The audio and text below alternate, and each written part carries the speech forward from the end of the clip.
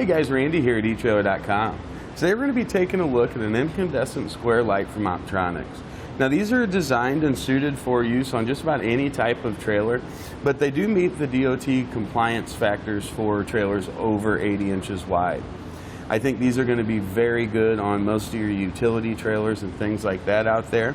Since it is incandescent, not submersible, I don't think it's going to be ideal for boat trailers and things like that. But outside of that, if you've got a square type light, it's going to use the standard 2-inch bolt pattern or 2-inch studs on the back. And it should just be a direct replacement, especially with the push to connect that we have on the back. Just strip off your wires and plug them into the appropriate hole and the light's going to work well for you. Now driver and passenger side are going to be a little bit different.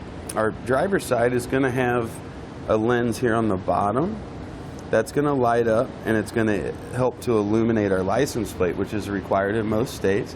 The only difference between this and the passenger side is that it's not going to have that one.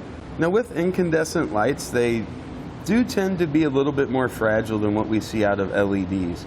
If I had the option and if I had the choice, if I were replacing lights on my trailer, I would go with an LED option. They tend to be brighter, they use less power, and they last a lot longer. However, there are always places for incandescent lights and where they can be used, especially if you're just going to be replacing one and you've already got an incandescent on the other side. Well, it'll look a little weird if you mix them up. So I'd either replace it with a single incandescent, or if you want to refresh it, switch them both out for an LED type. Now the housing is really nice and sturdy, not a lot of flex and give to it, and our lenses are going to be acrylic. They should last for a very long time without any real discoloration or anything like that. And unless you run into these with something pretty significant or really drop a brick on them or something like that, I really don't think you're going to have any issues with breaking or cracking. Now while I think these are good lights, I think they're going to do the job, and I think they'll do it for a long time for you. I've hauled a lot of trailers in my day, and one of the #1 headaches is you get somewhere, you hook up to the trailer, and the lights aren't working.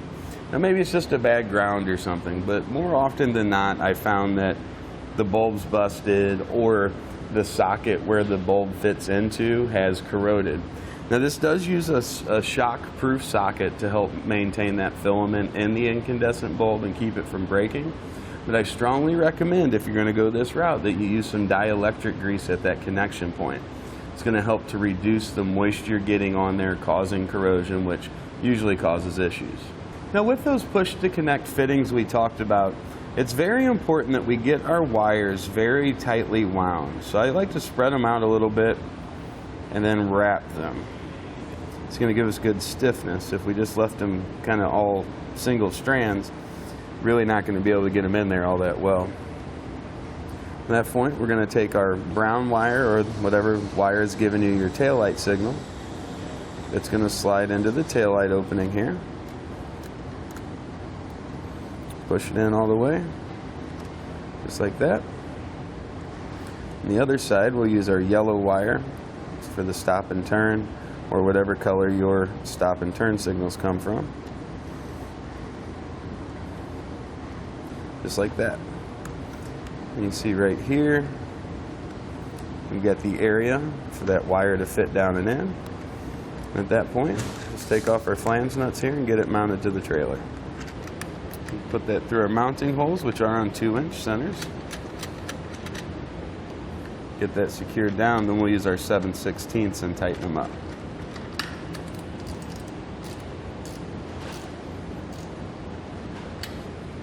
I like to take my excess, which I always leave a little bit of, just in case we ever have any issues anywhere. We've got some extra wire to use. Zip tie that. Then we'll zip tie it up to the trailer. Once we've got this nice and secure, it's just time to head over to your passenger side. Do the same thing there. The only difference is going to be your wire. It's going to be your right turn and brake rather than your left turn and brake, and that's generally green. Now we can test them out and make sure they're going to work properly. It's going to turn on our tester here. You could also simply plug these into your towed vehicle. Looks like the tail lights are working good. We can do our left turn signal, do our right turn signal, and our brakes. Looks like everything here is working as it should.